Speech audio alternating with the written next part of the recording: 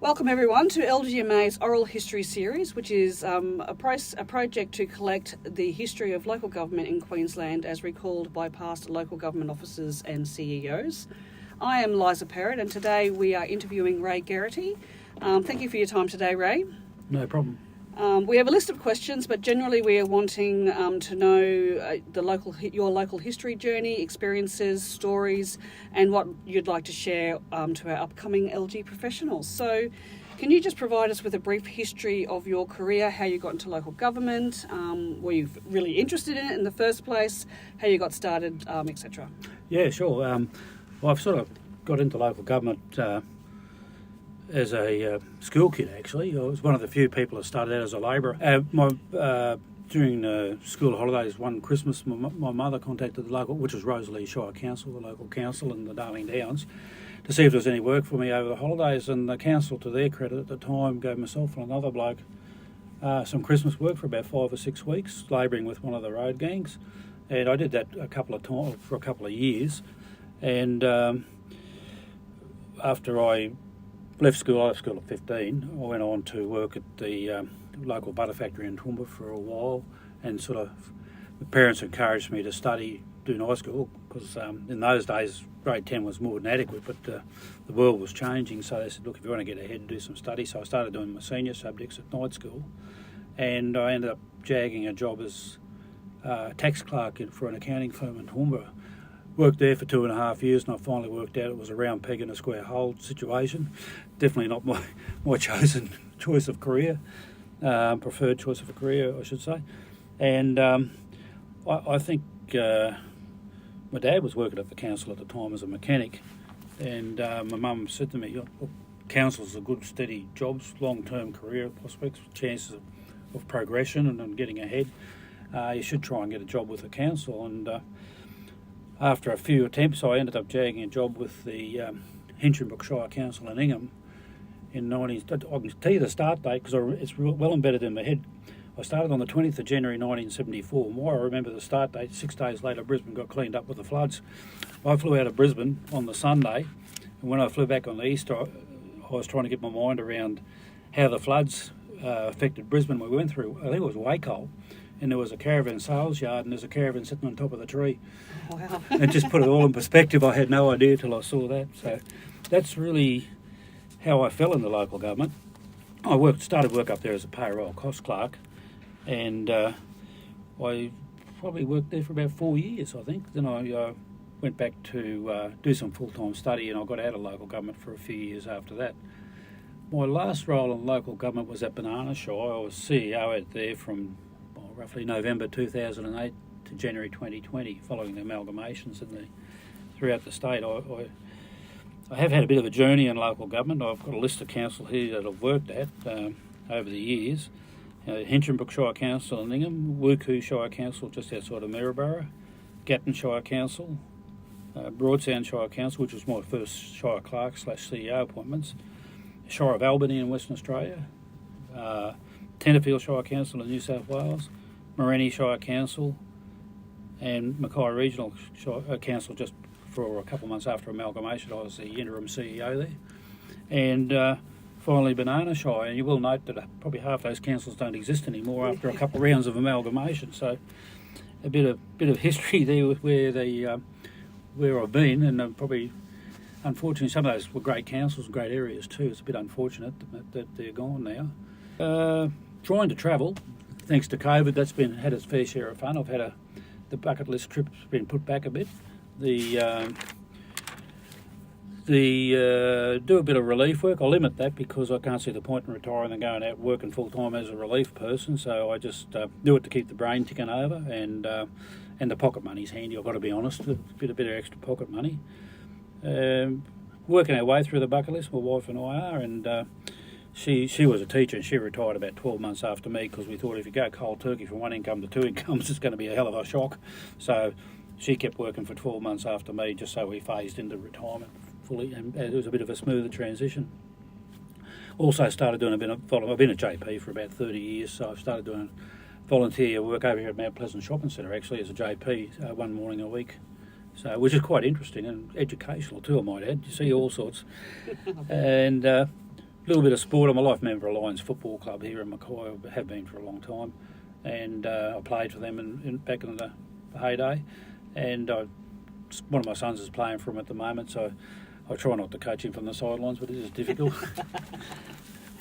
Looks like you worked in a lot of councils too, and across the country as well. Yeah. So that would have been. Yeah, look, I wasn't. It's funny because I had no desire to be a CEO. When I went to Gattonshire, I was studying a diploma externally, and my plan was when I finished that, I was out of here. I was going to travel the world, which everybody did in those days, in the late 80s. And my good friend Lester Shoemaker was Shire Clerk there, and he said to me, "Crazy," he said, you keep studying, the career opportunities are good, and local government's a good industry to be in. And I hummed and hard. To be honest, I probably didn't have enough money to go doing what I wanted to do, so I continued working there and did end up doing my degree after that. And in 10 years I did a diploma, a degree and a master's externally while working full time. And I was probably in one of the last batches of people in Queensland to get the old Shire Clerk certificate. Yep. So it's a piece of memorabilia in a frame sitting in a box at home. So that's wonderful. Thank you for that. So just moving on, who are your role models and have they changed throughout your career? Look, I don't have a specific role model. You learn from a whole range of people. You learn good things and bad things, the do's and do nots. Yep. And I think it'd be fair to say back when I was coming through the ranks, there were a lot of long-term Shire Clerks in those days in position, and they were good guys. You could have a conversation with them. They were really good at passing on advice and tips to you, and you gain knowledge by just observing things that happen in the organisation and things. Why did it happen that way? Is there a better way of doing it? That type of stuff, and certainly observe things that wasn't the best way to handle that. It could have been done a lot better. So. Yeah. Certainly Lester was, as I say, he's a good friend of mine too, but he was very influential on me staying in local government because, as I said, I was out of there when I finished that diploma course, and he certainly talked me around to it. That's great. So what changes have you observed in your time in local government in the last 40-odd years, regulatory, politically? There's been unbelievable, even on the way over here for this talk, I'm still thinking of stuff that's changed because you've got to go back to 1974, which was back in the dim dark days, and how much local government changed. I think when I left, we were on a third or fourth local government act that I'd had anything to do with. And I think that's been amended quite a bit since I've been out. I've been out 3.5 years now.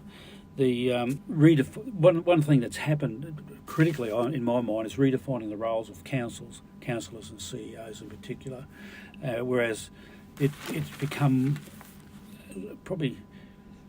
People will still call councils bureaucratic, but are a lot less bureaucratic than they used to be. They're a lot more dynamic than they used to be, and they have to be in this day and age. I made some dot points, and I won't talk to all of them, but things that I see, council really have evolved away from that bureaucratic organisation to a more dynamic organisation. Things like accrual accounting, reform of planning laws, and specific planning acts, because the old planning laws are under the old Local Government Act, not only 36 Local Government Act. Deregulation of building certification. Devolution of responsibility from the state government to local government. You could write a book on that one. Water and sewage reform has been quite significant, and to a point where now the reporting requirements of water and sewage are quite significant. Environmental requirements and legislative requirements around environmental issues. Workplace health and safety has become a big thing in local government these days, in all workplaces, of course. Native titles had quite a big impact on local government. Industrial relations reform has been unbelievable because when I started in local government, every occupation had a definition. So for every occupation that a council had, say there were 500 different streams of work in council, there would be a specific award level for that one, and within that award level there would be different steps. So it was quite complex, and they went to the broad banding in the early 90s, I think from memory it was, of the award. And that changed the whole structure, and it was well needed. The old award system was so antiquated it wasn't funny, but that was a significant step forward. And of course, with that came enterprise bargaining, which is still around. I think it is anyway, and it's probably run its race, but I don't know what the alternative is. Grants reform, national competition policy, community consultation has certainly stepped up. Disaster management's a big issue for local government these days. Waste reform has been quite significant. Amalgamations, there have been 2 lots of amalgamation in Queensland in my time, in the early 90s and then again in the 2000s. As I said, new local government acts, at least 2, possibly 3 that I can think of. Councils becoming more involved in promotion, economic development, tourism. Councils often have to lead the way, especially in rural and regional areas. Competition in tight labour market. Corporate and operational plans, there was no such thing back in the day. Accountability, there's a lot more accountability these days, which is good, absolutely needed. And to do funding applications these days, you have to have all the right planning reports and all the community consultation. It's a lot more complicated rather than just throwing we need a sewage plant, this is why and this is how much it's going to cost. There's got to be a lot of forethought and planning put into that. One of the downsides, I see, the role of the CEO has become a lot more political. If you're out, it's probably a bit of a high-risk job these days because there's a change in the dynamics of council, a change in the politics of council, or a change in council. The CEO is usually the first person out the front gate, and can be the scapegoat when things go wrong at a political level too, and that's a bit unfortunate. It's not I don't believe in job for life, but it's not the secure job it used to be. Bill, so throughout your career, have you got any highlights or some stories to share? Plenty of stories, but I'll probably get sued if I told a few of them. Look, I probably answered it slightly differently. I look at it this way: the local government. One of the things I loved about working in local government, you can make a difference, and it doesn't have to be a multi-million-dollar project such as a water and sewage plant or brand new 4-lane highway. Something like a park upgrade or an art gallery or a community hub, curbing and channeling in some of the urban areas, or Richmond Road in the rural area. Little things like that can make a big difference to people's lives. And if you get it right, through the right process with consultation and engagement, it can just make a big difference. One of the things we did at Banana, when I went there, the admin side of the council split over 3 buildings in 3 different locations in Biloela, and it was problematic and very disjointed and problematic in trying to run the council. Council, to their credit, made the hard call to build a new administration centre, which is not the most popular thing to do in a local government, I can tell you. And one of the things that we decided to do with that, because the community had the council had quite an extensive art collection, and the community had been crying out for an art gallery for years, and they bought the old butter factory, and which was probably a mistake from that point of view because it ended up costing them a lot of money because of asbestos and what have you, and it was going to cost them another heap of money to convert it over into some meaningful sort of useful facility.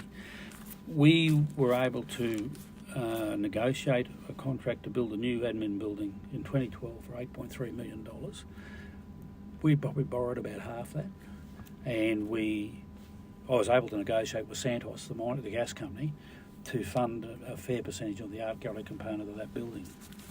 And the outcome of that was we had minimal complaints about the admin building because the community came around behind us because they could see what they were getting at it, and there was community availability of meeting rooms and that type of thing there too. So and at the same time we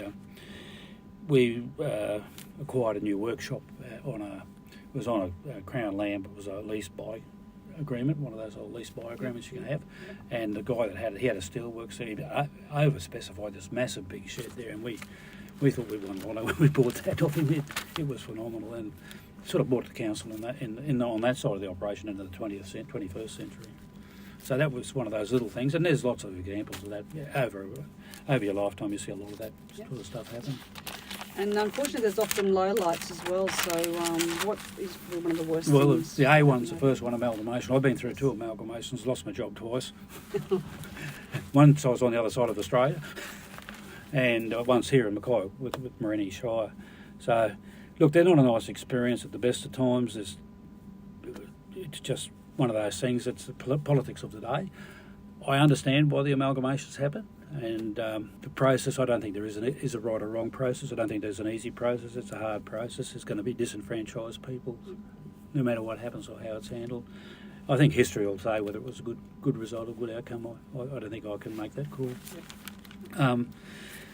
Politically, I did have a term of council. A mayor got elected without any previous local government experience. He came with an agenda. He was very dictatorial and divisive, and he came into a council where there were already 6 highly experienced and quite knowledgeable councils, and tried to throw his weight around, and of course that went pear-shaped from day one. And pretty much for the term of council, everything pretty much went 6-1. And I got caught up. It was a very unpleasant situation. The mayor tried to play a bit of divide and conquer with the staff too, senior staff, one of the senior staff in particular. And in that era, that's when the CEOs used to handle the complaints about councillors. Of course, I was getting complaints from staff, I was getting complaints from council, I was getting complaints from the community. So I had to assess all these complaints and then report to the department. And he got it in his head that I was setting him up and manufacturing the complaints. And believe me, I only put in a fraction of the complaints I received because it was hard to just quantify some of them. But he certainly didn't help the cause. And the council that was there was the whole council bar the mayor from the previous term, so I had a good, strong working relationship with them. And to complicate that, in the middle of all that, my contract came up for renewal. So the mayor decided to say, we'll go out to the advertise and see what CEOs are out there. And of course the council went 6-1, reappoint the CEO. And not pleasant. It was probably the toughest 4 years of my life because the staff, keeping the staff side of it functioning was very tricky. But it's history now, I suppose, but at the end of the day, with all the evidence that I had, there was enough there to go to the department and say, you've got a problem, you need to do something about it. But I didn't really see that as my role as a CEO, because at the end of the day, they're elected. Councils are elected by the community, not me. And that's really for the community or the government to decide where that goes. So the other downside, I had a senior staff member suicide. So that was not a very pleasant time at all either. So as a CEO and officer during local government, what worked for you? With such a long career, it's hard to say because the whole world's changing. That's the only consistent these days is change, to be honest. Look, I just made a couple of dot points. I said my big thing is be prepared to challenge the norm. Don't accept things for what they are, and my classic one is staffing. And in the medium to smaller councils you can do this, and larger councils it's a bit more difficult, but just keeping an eye on the staff appointments, the roles. And I had a pretty fair handle across the organisation on what people did and what was required. And when a position would come vacant, you'd get the replacement request on my desk, and I'd say, okay, why are we replacing Fred? We need to, because he's been doing this job. Yeah, but is that the best way to do it? Is there something? Have you looked at it and thought, is there something? This is an opportunity to do something differently. Can we do it better? Can we do it smarter? Do we really need somebody in that job? And of course, the number of debates I have with directors and managers about that is unbelievable, because they just think we just keep replacing people because somebody was there. Yep. Challenge the norm. Don't accept the norm. Yep. The other one, don't be afraid to try something different. The really important one, as a CEO in particular, is develop a good political radar. Now, understand the politics of the council, because there's the operational politics and there's the elected politics, because if you go haywire with either of those, you're in for a pretty torrid time. Really understand the politics of the organisation and the elected members. Don't take yourself too seriously. Yep, that's a good one. And never lose sight of the fact that the council is elected to represent the community, not you. Very important. So taking on all of those, what worked for you, which are very insightful, what did you have to change about yourself or your approach along the way to ensure that you took on those and actively did that? I'd be fair to say that I'm a completely different person to when I started, because you're always green as grass. I did a year as Deputy Shire Clerk at Gatton before I got my first Shire Clerk's appointment at Broadsound Shire. The one thing I didn't compute, the buck stops with you. And I could always pass it on to the Shire Clerk if it got too hard at Gatton. Got the Broadsound and people are coming to me and I'm going, oh, hang on, there's nobody behind me. I've got to make a call on this. So, you really do have to understand that the buck stops with you, and that's probably the big change.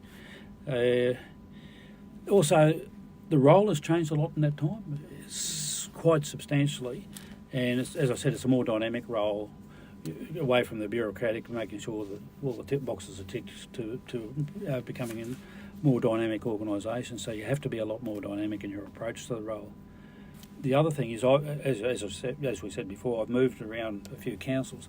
From council to council, the role is very different. Yeah. So you could be CEO of Council A, go to Council B, which is a similar type of council, and have a completely different role. It's the nature of the council expectations, what council wants from you. It's not black and white. You know, the rough parameters are, but what functionally inside that parameter, it's not exactly the same. So you have to be prepared to change to suit the organisation in some ways. Yep. And the community too, probably. And the community as well, because working in a mining community where there's a lot of resource industries is very different to, say, working in a rural council. Yep. Very, very, very different. The expectations are quite different. What was the most difficult part of your roles? Look, probably refer to the term with the mayor that we had, managing the politics of the council when the mayor is clearly offside with the majority of council and his intent on divide and conquer with staff, senior staff in particular. That was very difficult. Staffing, recruitment and retention, as I mentioned earlier, in skill shortages, when located A, close to the coast, and B, in a major resource industry area, is very difficult. It's like a revolving door. The other thing that might be off target a bit, but councils are becoming very reliant on grant funding, which is a real risk in my mind. And certainly at Banana, I had a couple of talks with council about the grant funding was starting to dictate our budget. And I said, you just have to be so careful here because you've got this plan, asset management plan, that you want to do certain things and been identified that they need to be done. Council signed off on that, agreed to that. All of a sudden this grant funding comes in. Doesn't quite fit the pigeonhole, so we bring something new in. All of a sudden that's falling back because you don't have council funding to do it. Be very careful with how you manage your grant funding. It can dominate your budget, dictate your budget, and take you off cue from your asset management plans and the like. Asset management plans aren't set in concrete, they're dynamic as well, but that's your guide. I've just added another question in here. What is the most enjoyable thing? People. Yep. Absolutely. The one thing I really miss is people. The people I work with and dealt with. But you have a high, as a CEO in particular, have a high day-to-day interaction with people. And I remember the current mayor of Banana, he's a terrific guy, Nev Ferrier is his name. He's a long-term councillor. And when he became mayor, our offices were next to each other. And after about 2 months, he come to me and said, how much time do you spend on people issues? I said, about 50 or 60%. He said, you're kidding me? All the time. And I said, yeah, mate, that's the reality of the job. If you don't keep on top of it, you'll lose control of it. And the other side of that is the interactions are always 90% of the time are pretty good. And I just really miss, and you develop some really good friendships and working relationships. And I keep in touch with, not a lot, but a few of the staff down there that I was really close to. And we've covered this a little bit throughout your sharing your story, but has it changed from 74 to 2023? Oh, it's changed. Look, it can be a really rewarding and fulfilling career. It certainly can be, it has been for me. It can also be very frustrating at times, but in all, it's a very enjoyable and satisfying experience. Yep. So what's the advice that you'd give to newcomers and prospective local government CEOs? Very wary about giving advice because I'm not the best person to be giving advice, but don't be afraid to step out of your comfort zone. Yep. Know your limitations and work within your limitations. It's like sport, play to your strengths. Don't be afraid to challenge the norm, as I said earlier. Treat people as you would like them to treat you. Don't be afraid to move within the organisation or within councils to another council to get ahead, to further your career. Because one of the things I noticed in the 70s, I went to work there and I thought, oh, well, you know, I might have an opportunity for advancement. There were 5 of us in the pay section. I was the youngest. The next one's about 4 years older than me. One was the same age as me, and the boss was 10 years older than me, and I was 21. And I'm thinking, if I have to wait for somebody to die, because they weren't going anywhere, they're all locals, I'm not going to wait here for 60 years for somebody to die. I'm going to have to get ahead. I'm going to have to move. Yep. And that's just the reality of life. And these days, it's a lot more acceptable too. Don't take yourself too seriously. Develop a political radar. Enjoy the ride. Build good relationship with key staff and councillors, and communication is absolutely critical. Any further final comments or thoughts? Not really. Not really, no. That's great. What an interesting career and variety of council experiences. On behalf of the industry, I'd like to thank you for your contribution to local government. Also, thank you very much for your time and sharing your stories and your wisdom today. So thank you very much. I hope I didn't bore you too much. Not at all. I found it very interesting. It was No worries. All right. Thank you very much. No problem.